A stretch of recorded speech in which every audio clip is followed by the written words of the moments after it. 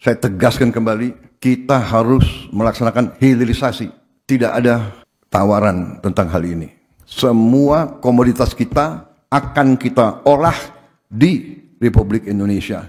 Semuanya. Diolah di dalam negeri, nilai tambah ada di dalam negeri, kesempatan kerja ada di dalam negeri.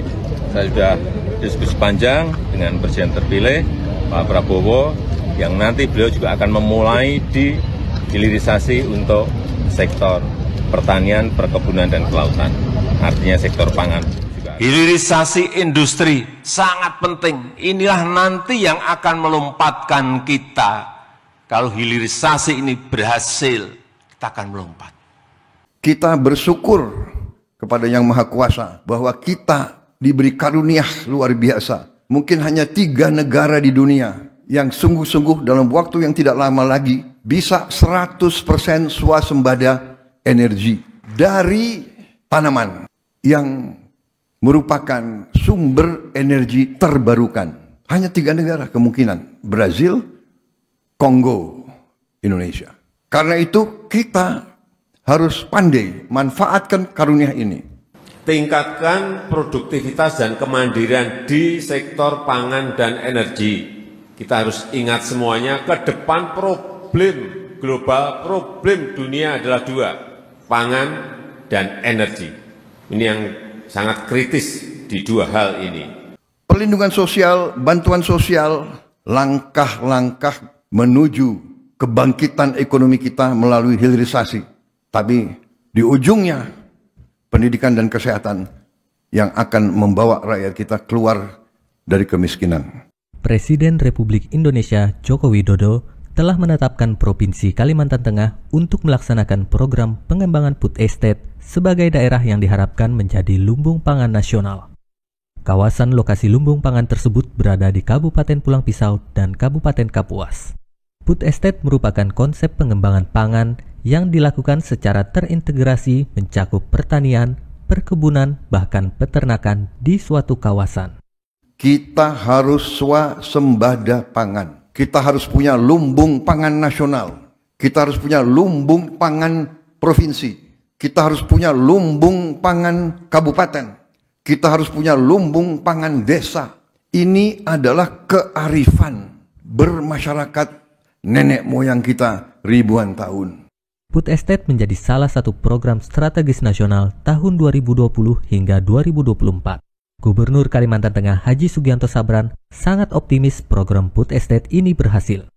Program ini dinilai akan mampu meningkatkan kesejahteraan masyarakat karena program ini memiliki multiplier effect dari penyerapan tenaga kerja, peningkatan pendapatan petani, pertumbuhan sektor lainnya yang pada akhirnya akan meningkatkan perekonomian untuk kesejahteraan masyarakat. Kita belajar tiap desa punya lumbung desa. Semua suku, semua daerah di Nusantara ini. Lumbung desa adalah tradisi nenek moyang kita. Tiap desa harus punya tanah yang diamankan untuk cadangan desa itu. Setiap lereng, setiap bukit, setiap lahan di desa harus kita manfaatkan secara baik. Satu lagi, tamparan pedas dari Prabowo Subianto buat PDI Perjuangan. Penegasan sang presiden untuk melanjutkan program Jokowi yang kini telah resmi terang-terangan dibuang oleh PDIP. Presiden Prabowo mengatakan pemerintah berkomitmen untuk melakukan hilirisasi. Dan beliau memastikan semua komoditas akan diolah di dalam negeri. Kita harus melakukan hilirisasi. Tidak ada tawaran tentang hal ini. Semua komoditas kita akan diolah di Indonesia. Kata Prabowo dalam kegiatan penyerahan daftar isian pelaksanaan anggaran atau DIPA dan buku daftar alokasi transfer ke daerah atau TKD tahun anggaran 2025 di Istana Kepresidenan Jakarta, Selasa 10 Desember 2024. Pidato tegas ini disampaikan Prabowo di depan para menteri dan kader elit PDIP. Ada di sana Putri Ketua Umum Megawati Soekarno Putri, yang kini juga Ketua DPR RI Puan Maharani. Hal yang tentu saja bagi PDIP sangat menohok dan menyakitkan. Bagaimana orang buangan yang dianggap telah berkhianat justru malah dipuja-puji oleh presiden penerusnya dan dijadikan guru politik yang tak tergantikan. Sebagaimana diketahui sejak masa kampanye, Presiden Prabowo Subianto terus menggaungkan hilirisasi sebagai salah satu upaya untuk mendorong Indonesia sebagai negara maju di masa depan.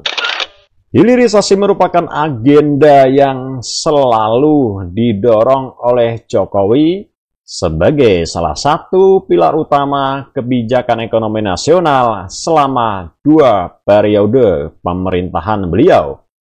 Bahkan Jokowi pun meminta agar hilirisasi terus dilanjutkan di pemerintahan berikutnya dan tidak mundur dengan alasan apapun. Seperti diberitakan, dalam 10 tahun pemerintahan Presiden Jokowi, penerimaan negara bukan pajak atau PNBP mencapai sekitar 1.800 triliun rupiah. Dari angka ini, industri pertambangan menyumbangkan nilai penerimaan yang cukup signifikan. Presiden Prabowo Subianto akan menjalankan program hilirisasi terhadap 26 komoditas. Berbeda dengan Jokowi, hilirisasi Prabowo akan dilakukan dengan pendekatan yang lebih menyeluruh dan lebih inklusif. Selain itu, Prabowo Subianto akan memperkuat hilirisasi di sektor kelautan, pertanian, dan kehutanan. Hilirisasi di era Jokowi lebih berfokus pada sektor mineral atau tambang. Salah satu prioritasnya adalah penghiliran nikel yang disebut mampu meningkatkan pendapatan ekspor. Namun, hilirisasi nikel menyisakan banyak masalah, dari kerusakan lingkungan, ketimpangan ekonomi di daerah penghasil, hingga ketergantungan pada investasi Cina. Selain hilirisasi, pemerintah memprioritaskan untuk melakukan swasembada energi. Menurut Prabowo, Indonesia diberi karunia luar biasa untuk menjalankan swasembada energi. Indonesia, kata Prabowo, juga merupakan salah satu dari 3 negara yang bila sungguh-sungguh akan 100% swasembada energi. Hanya 3 negara, yaitu Brasil, Kongo, dan Indonesia, kata Prabowo.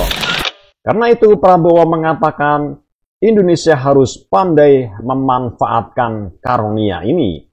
Selain swasembada energi, Prabowo juga memprioritaskan swasembada pangan. Beliau ingin ada lumbung pangan di setiap daerah. Kita harus punya lumbung pangan nasional, lumbung pangan provinsi, lumbung pangan kabupaten, dan lumbung pangan desa. Ini adalah kearifan lokal nenek moyang kita, kata Prabowo.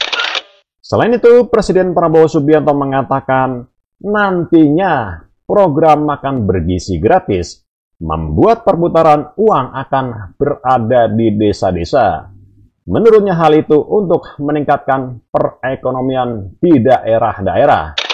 Puluhan triliun akan beredar di daerah-daerah. Sebagai contoh yang sederhana, dengan dana desa kita gulirkan 1 miliar rupiah per desa per tahun.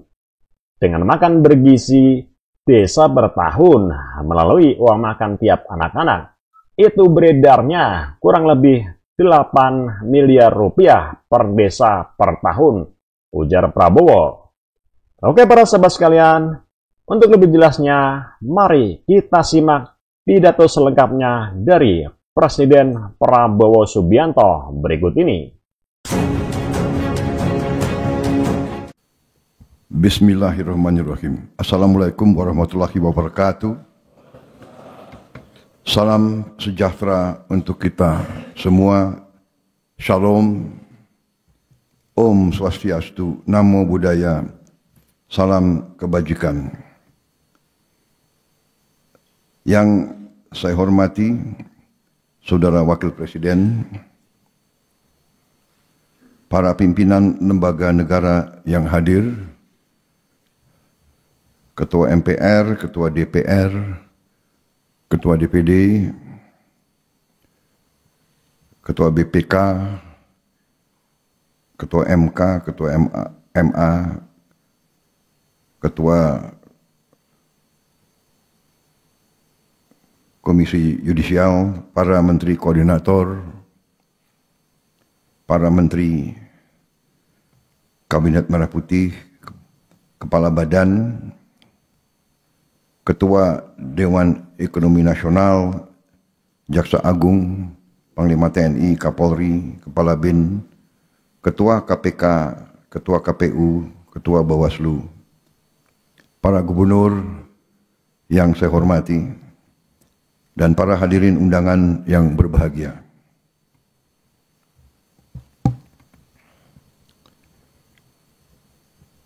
Setelah hampir 2 bulan Kabinet Merah Putih menjabat, hari ini kita memasuki tahap yang penting dalam pemerintahan kita, yaitu acara penyerahan daftar isian pelaksanaan anggaran DIPA dan daftar alokasi transfer ke daerah tahun anggaran 2025.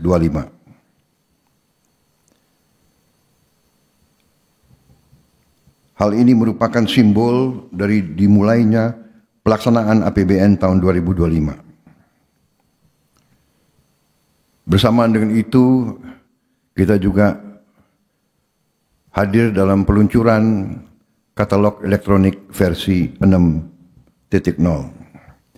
Saudara-saudara sekalian, kita bertekad untuk melaksanakan pembangunan nasional dalam rangka kita melanjutkan upaya transformasi bangsa menuju Indonesia menjadi negara maju, negara makmur, Indonesia Emas tahun 2045.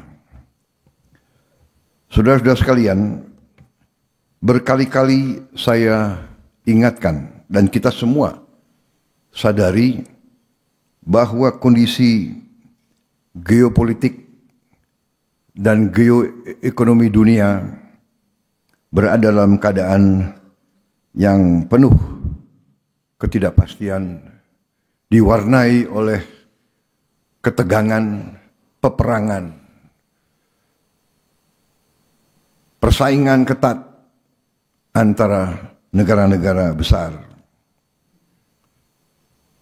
Saudara-saudara sekalian,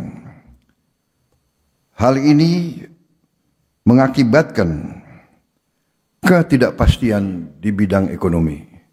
Bahkan kecenderungan ada perlambatan dalam pertumbuhan ekonomi negara-negara besar dan blok-blok ekonomi besar. Karena itu, kita patut waspada. Tapi patut juga kita bersyukur bahwa kondisi bangsa dan negara kita hari ini berada dalam keadaan yang damai. Janganlah kita pernah menganggap bahwa kaya dari kita, lebih maju dari kita, lebih menguasai teknologi dari kita, terjadi suatu kondisi yang tidak stabil. Bahkan negara-negara yang kita anggap lebih maju dari kita diwarnai oleh upaya darurat militer dan ketegangan-ketegangan lain. Bahkan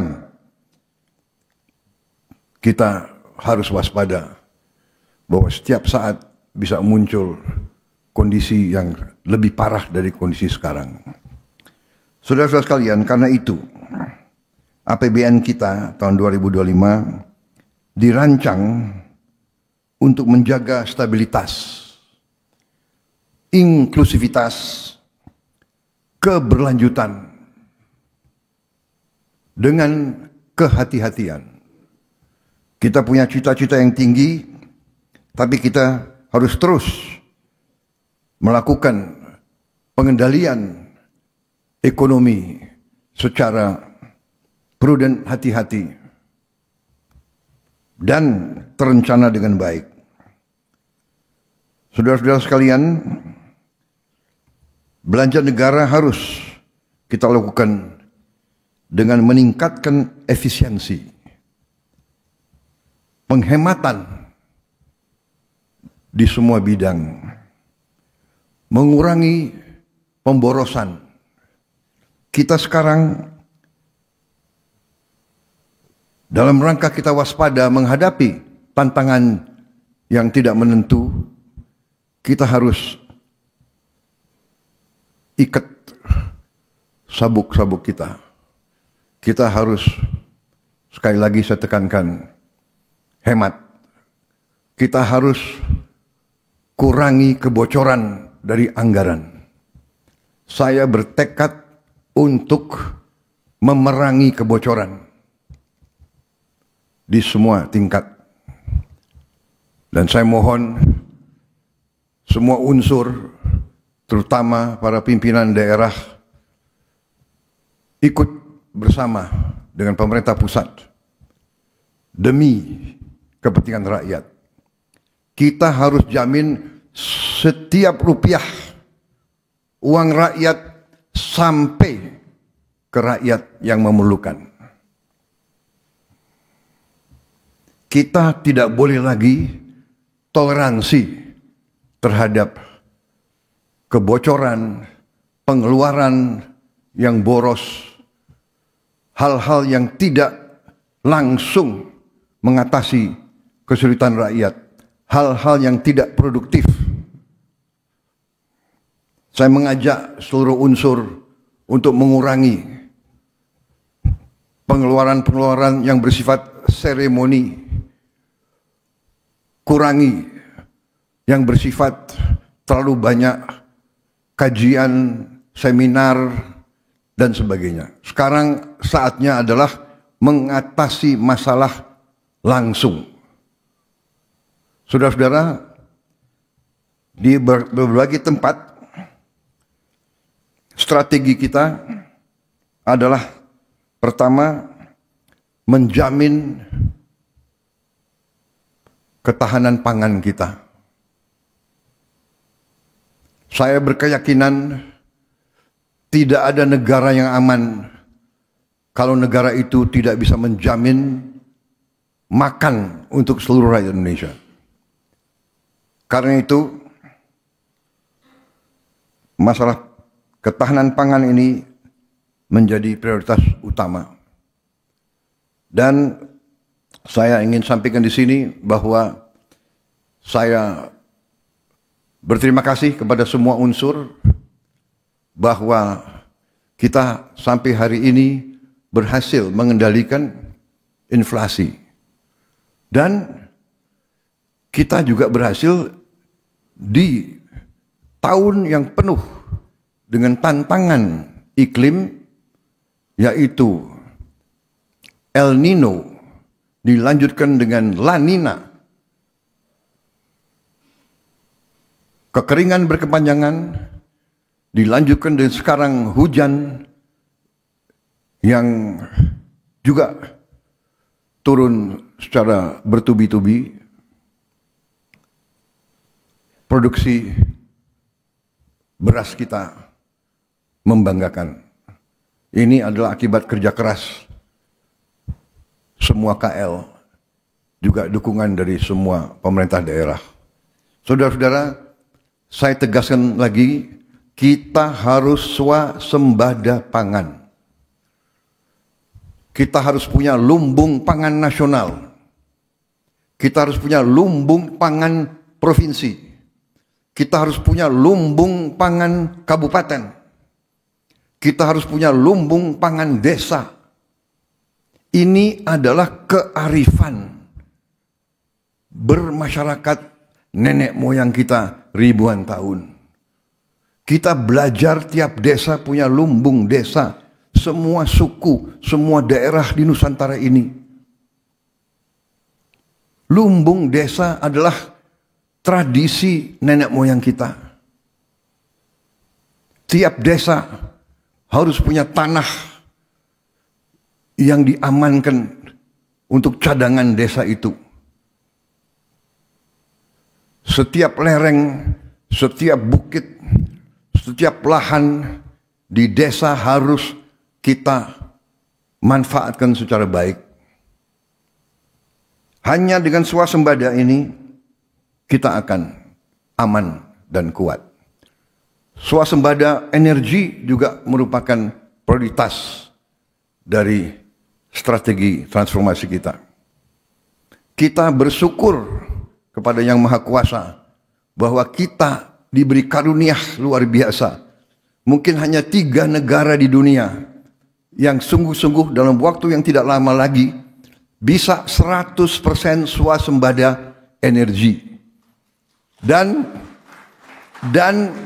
dari tanaman yang merupakan sumber energi terbarukan. Hanya 3 negara kemungkinan. Brazil, Kongo, Indonesia. Karena itu kita harus pandai manfaatkan karunia ini. Kita tidak boleh lengah, kita tidak boleh malas, dan kita tidak boleh mengikuti kebiasaan-kebiasaan yang mungkin tidak produktif. Saudara-saudara,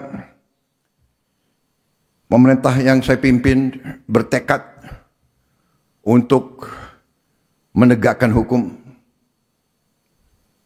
Apa yang diamanatkan oleh Undang-Undang Dasar dan Undang-Undang akan saya jalankan. Semua pelaku ekonomi harus sekarang mematuhi semua ketentuan. Kewajiban kepada negara harus dilaksanakan. Kita harus memerangi penyelundupan. Penyelundupan ini menghancurkan kehidupan puluhan ribu rakyat kita. Saya ulangi, penyelundupan menghancurkan kehidupan puluhan ribu rakyat kita. Kita harus memerangi penyelundupan ke dalam dan keluar. Kekayaan kita tidak boleh kita biarkan diselundupkan keluar Indonesia. Karena itu, selain swasembada energi dan swasembada pangan, saya tegaskan kembali, kita harus melaksanakan hilirisasi. Tidak ada tawaran tentang hal ini. Semua komoditas kita akan kita olah di Republik Indonesia. Semuanya. Saudara-saudara sekalian.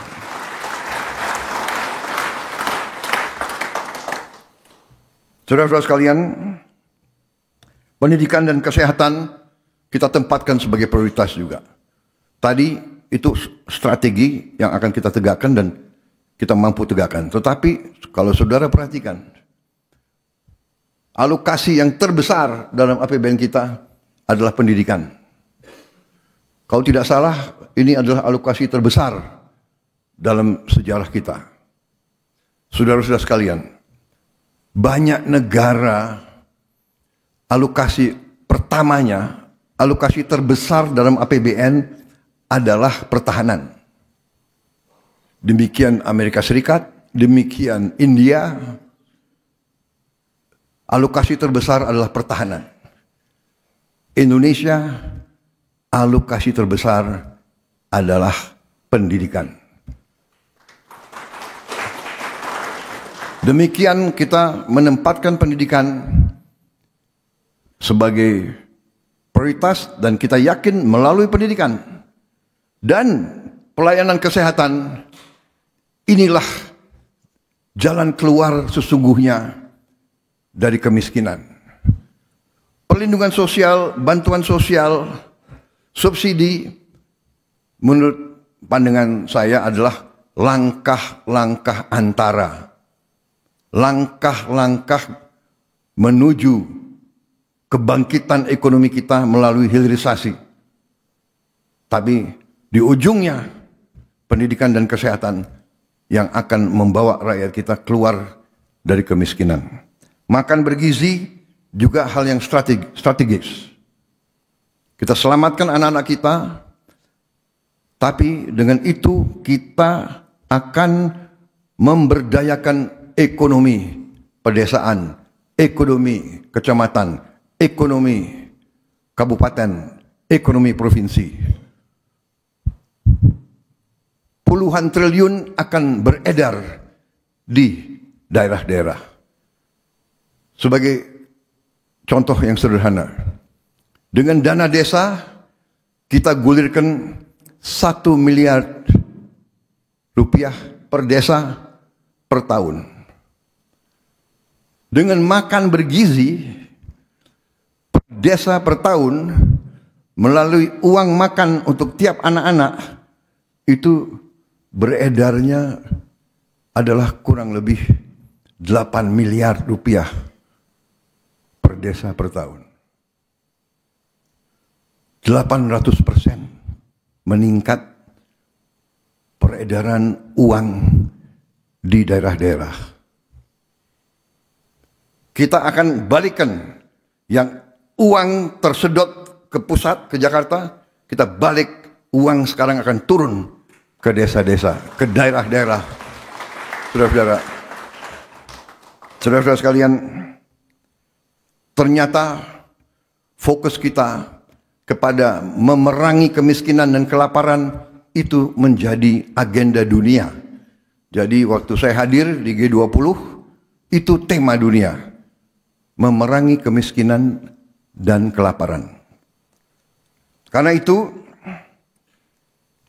subsidi dan perlindungan sosial akan kita perbaiki agar lebih tepat sasaran dan berkeadilan.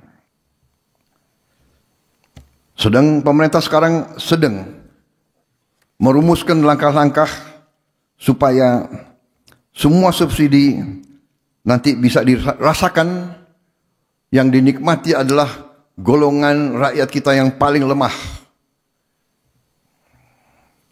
Saudara-saudara sekalian, dalam rangka kita meningkatkan efisiensi, tentunya ada prioritas sehingga tidak semua pengajuan dari daerah atau dari KL bisa kita penuhi tahun ini. Tetapi saya percaya dengan strategi kita di saat-saat mendatang akan terdapat kemampuan kita untuk menjalankan semua prioritas yang saudara sudah rencanakan. Saudara-saudara sekalian, dalam rangka kita tingkatkan pemerintahan yang bersih, salah satu terobosan adalah melalui digitalisasi. Karena itu, saya ucapkan terima kasih dengan keberhasilan daripada kelompok-kelompok kerja yang selama ini bekerja di bawah koordinasi Ketua Dewan Ekonomi Nasional yang hari ini menyelenggarakan peluncuran katalog elektronik versi 6.0. Ini adalah upaya untuk meningkatkan transparansi, efisiensi, kecepatan. Seluruh transaksi semua kementerian, lembaga, dan pemerintah daerah wajib memanfaatkan katalog elektronik versi 6 ini mulai tanggal 1 Januari 2025. Katalog ini versi 6 diharapkan dapat mengurangi 20-30% biaya pengadaan, menurunkan biaya administrasi sampai dengan 40% sampai 50%. Saudara-saudara sekalian, dalam penilaian terhadap ekonomi kita, ada suatu tolok ukur yang disebut ICOR, ICOR, Incremental Capital Output Ratio. ICOR kita dinilai angkanya 6.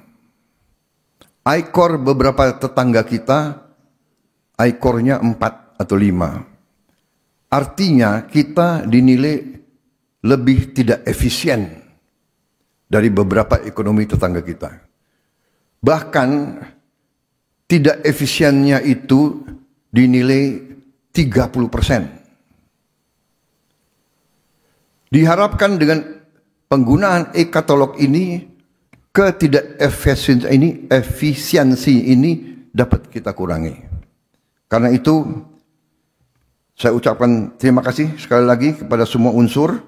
Marilah kita wujudkan pemerintah yang bersih melalui semua upaya. Antara lain dengan pengelolaan manajemen yang baik, leadership yang baik dari semua unsur, dan penggunaan teknologi. Tentunya di ujungnya kita harus berani tegakkan hukum. Demikian saudara-saudara sekalian, hal-hal yang ingin saya sampaikan. Setelah saya pelajari angka-angka, setelah saya mengadakan pertemuan dengan para menteri, juga kemarin saya ikut dalam rapat di Kementerian Dalam Negeri, bicara dengan, kalau tidak salah, 6.000 pejabat seluruh Indonesia. Ternyata kita dapat ambil kesimpulan sebetulnya Indonesia ini ekonomi kita kuat. Tapi bisa lebih kuat lagi. Bisa lebih produktif lagi. Sangat bisa menghasilkan uang lebih banyak lagi sehingga kita bisa gunakan itu untuk menghilangkan kemiskinan, meningkatkan tingkat kemajuan pembangunan kita. Inflasi yang kurang lebih 1,55%, saya kira sangat jarang dalam sejarah dunia. Sangat jarang. Dan ini sekali lagi, ini adalah hasil kerja kita semua. Hasil bukan pemerintah saya baru 51 hari menjabat. Berarti pemerintah-pemerintah sebelum ini semua berjasa. Saya mengambil suatu pendapat, falsafah pendekatan sejarah. Pembangunan bangsa tidak 5 tahun, tidak 10 tahun, tidak 20 tahun. Pembangunan bangsa itu puluhan tahun. Jadi kita di sini sekarang, kita bisa mencapai ini sekarang, kita akan lebih hebat tinggal landas hilirisasi karena jasa semua pemimpin sebelum kita. Semua yang lukisannya ada di dinding kita ini. Saudara-saudara. Karena itu kita optimis walaupun kita harus waspada. Karena kita kaya, karena kita besar, kita selalu ada pihak-pihak yang tidak menghendaki kita maju. Ini adalah sejarah manusia. Jadi kita waspada. Juga dengan penggunaan teknologi elektronik dan sebagainya, kita juga rawan terhadap gangguan melalui teknologi. Serangan-serangan cyber berjalan. Untuk itu kita harus kerja keras, terutama menghasilkan anak-anak kita yang menguasai teknologi ini, menguasai cyber, menguasai artificial intelligence. Karena itu, saudara-saudara, kita akan fokus kepada pendidikan yang kita sebut STEM, Science, Teknologi, Engineering, Mathematics. Ini akan kita kebut, walaupun bidang-bidang lain pun kita akan bina juga. Demikian saudara-saudara, semoga Yang Maha Kuasa selalu melindungi bangsa Indonesia, dan semoga kita selalu bersyukur, dan semoga kita selalu rukun dan bekerja sama demi anak-anak kita, cucu-cucu kita. Dengan mengucap Bismillahirrahmanirrahim, pada hari ini saya serahkan daftar isian pelaksanaan anggaran DIPA dan daftar alokasi transfer ke daerah TKD tahun anggaran 2025 serta peluncuran katalog elektronik versi ke-6. Terima kasih. Wassalamualaikum warahmatullahi wabarakatuh. Om Santi Santi Santi Om. Shalom.